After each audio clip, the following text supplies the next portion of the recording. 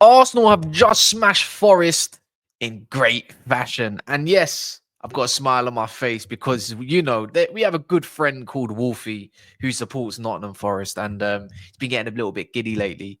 And you know what? Arsenal have suffered a little bit, anyways. Make this title race a little bit more exciting. But before we get into anything, we're going to break down the game into little points. First half, second half, pretty much tit for tat the same, anyways. But smash the like button. Make sure you subscribe because guess what? This is good content. And hopefully you lot enjoy this too.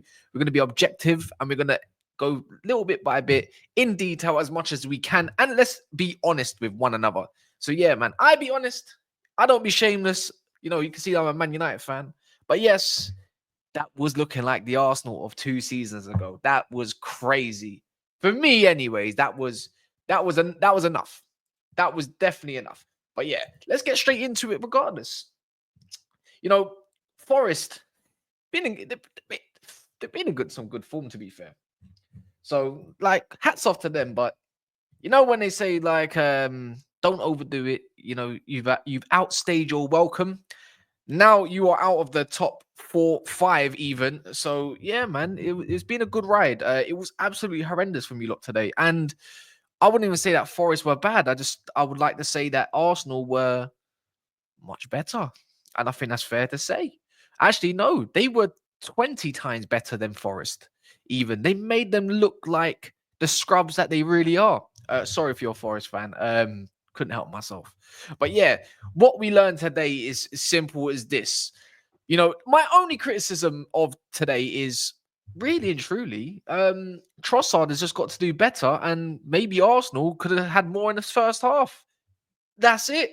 So if you come on here thinking, oh, we might try nitpick this or that, come to the wrong video, mate.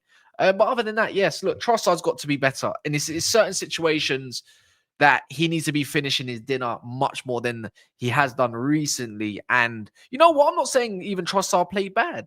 I just thought I'd get this point out the way. I just feel like for Trossard's levels and for how much he's been rated by pretty much everyone, he definitely has to be a lot better. But today suited him to a T. I didn't actually, to be fair, I didn't even realize he was on the pitch that much because I think it was more of the Odegaard and Saka show.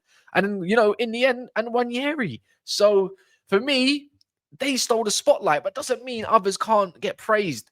But yeah, Trossard definitely got to be better in certain situations because, Arsenal could have needed that goal. On another day, maybe Forest would have parked the bus a little bit more securely as they have done recently. And yeah, they could have got a point. You never know. But that's about it. But let's move on, man. Let's just get onto the 2 world-class players in that team right now. Yeah. Well, there might be more if it's objective, I suppose, or subjective. Saka, the man's ridiculous, isn't it? The man's world class. Him and Odegaard, that partnership is, yeah. This is why I didn't write off Arsenal. This is why, I didn't get ahead of myself too tough because when we've been having conversations on never a foul in their lives, and it's just like, me and Daps, and that Daps is a City fan, we just refuse to say Arsenal were out of this. Yes, they've looked poor. They've needed to do a lot better, set pieces. That the football has been kind of horrendous at that in recent times. But this is exactly why you couldn't write them off. It's just performances like today, Not Forest are one of the better teams in the league. So you can't just say, oh, it's just only Forest. Well, they just whitewashed them 3-0 and in good fashion.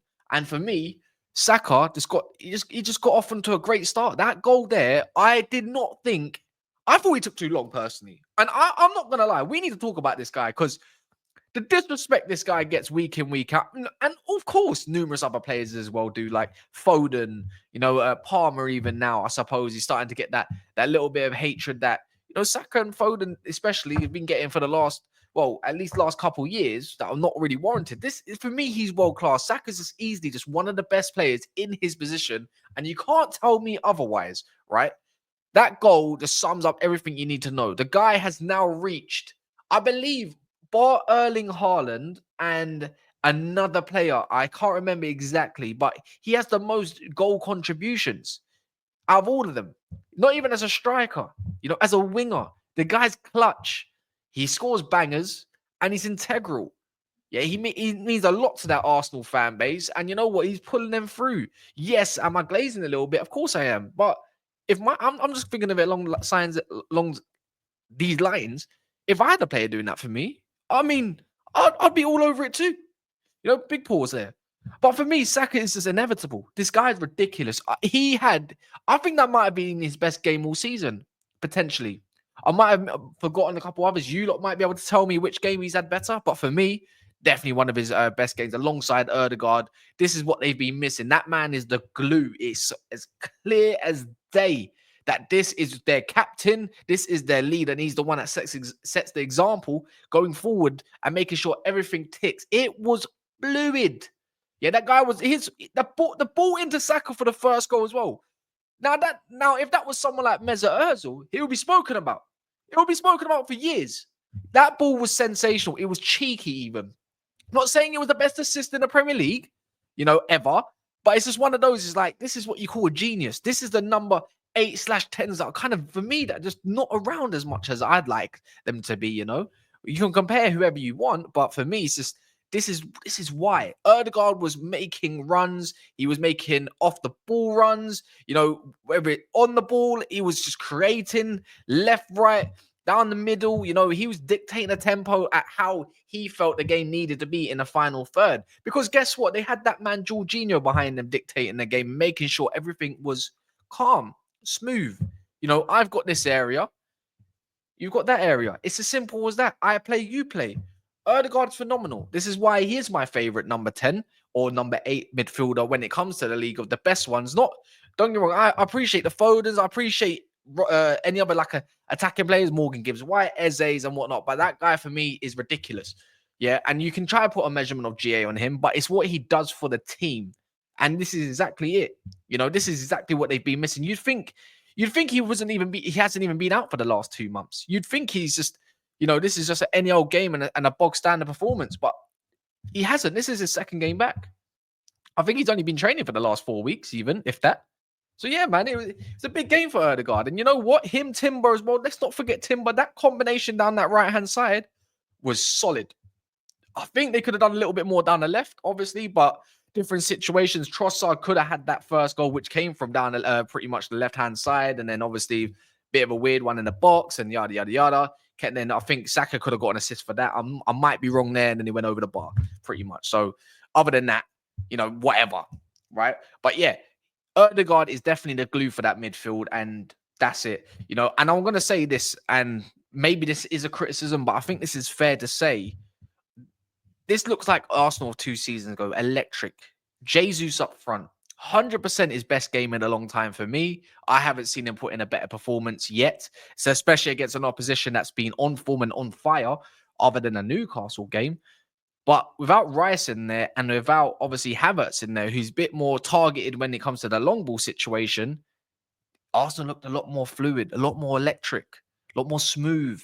And I thought, what, that's not really a criticism because I do believe Arsenal still miss a bit of that energy and obviously when it comes to Declan Rice, it obviously wins the ball up high, we can get it going. But I thought that trio of, when you had Partey on the pitch or Odegaard on the pitch or Marino on the pitch, however you want to see fit, that's it for me. That's the one. That's the trio. That's what you got to keep going with.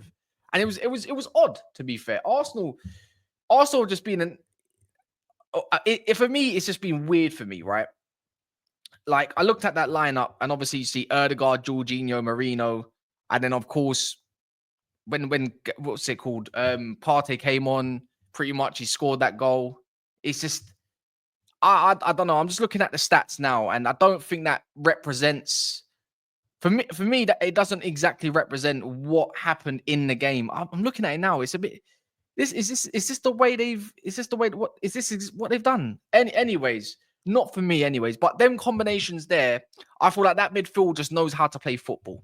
Yeah. And that's the difference. And obviously when you got Jesus who works for the team, then Saka's play better. Look at these 1-2s with some of the players. It's off the ball movement. Yes, you need your strikers to score goals and whatnot. Havertz has been scoring goals, but I feel like Jesus ups the levels of someone like Saka. Let's not forget, though, Saka and Havertz had a bit of a combination at the start of the season, which is working well. But I feel like even the left-hand side works well with Jesus, and it's just a little bit better. But that's for Arteta to sort out anyways and see what he feels is best going forward. But I wouldn't change anything, especially from that first. Well, especially from that first lineup. Anyways, Partey coming on was nice. And that moves me on to my second part, is that Partey is on fine form this season and going maybe a little bit under the radar a touch, because he was mentioned in the team of the season. And you know what? Hooks has been screaming out for him, but he's on some good form. I would say he's been Arsenal's most consistent midfielder this season, right? Yes, he's getting a little bit older, and you know, he's not exactly Partey of 2 seasons ago like that, but that goal was creme de la creme, wasn't it? That was a great goal, and that was all thanks to Odegaard's off the ball movement as well. If you go watch that, you know, drags away that defender for the split second, give it obviously Partey some space as well. And I just feel like, for me, that's where they're going to thrive. If you add maybe a Declan Rice, it might be a bit different situation. But yeah, man, it was, for me, it was a great goal, and it's as simple as that, man. You can't get any better than that, right? And then obviously Saka gets another goal contribution for that effort. So yeah, man, I feel like he's going under the radar, and I think he deserves some flowers. And onto the other part, I thought referee had a really, really poor game in terms of dishing out the cards. Some of the fouls, yeah, warranted, but there was one on the edge of the box. I think it was on Jorginho, didn't get given. And this is for both teams, by the way. Saka had every right to go for that ball, got yellow carded, and I'm thinking, he ain't done nothing in the game. Why have you given me a yellow card? There's another one, Jesus as well. Like, he didn't know that Dominguez was coming on his blind side.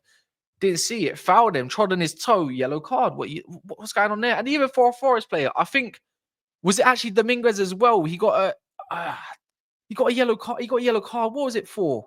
It was for something in the first half as well. That was very light. I think he might have been one of the first or second. He might have got the second yellow card of the game. And then there was another one where Ole Einar, you know, like, he followed through a little touch, but I thought Ole Einar was decent, right? Yellow card on a challenge on, I think was it Calafiori or whoever it was. I just thought it was stupid. And I was like, whatever, ref, this is pathetic. And also the inconsistency. Let's talk about that. Throwing away the ball, Ole Einar, that's what you can give me a yellow card for. And I believe there was another instance in the first half where, you know, they stopped a little run of play through a Forest player where he literally picked up the ball, threw it away from the player, didn't get a yellow card. This is why Arsenal fans are pissed off. You can't blame them. But it's not really on the ref. You still won 3-0. Jorginho is super important when he does play. You know, he does need to get a little bit more, I would say a bit more match sharp. But other than that, controlled the game at his pace. That whole game was controlled. Don't really think, did Forest have a sniff? A header over the bar. There we go. And then there's that boy there, that special talent. You know, some are going to start labeling generational. At his age, he's ridiculous. I don't even know if he's still 17. But Nwaneri, peach of a goal, replaces Odegaard at the right time. This is probably where, you know, Arteta needs to start trusting him a little bit more as well. I'm not saying he's going to be the next best thing since sliced bread, but you never know. And you know what? If you've got a talent that young that's producing, especially in and around some good players as well, what a better way to develop and get some valuable minutes. So yeah, I think Nwaneri is special. You can just see, just from watching him play, that he's ridiculous. The guy's got feet, he's creative, and he's got a goal in him. He's got a good shot in him. So that's a positive there. Maybe Arteta can trust him a little bit more, especially in some of these cup games. Maybe Carabao's got coming up. Got the FA Cup.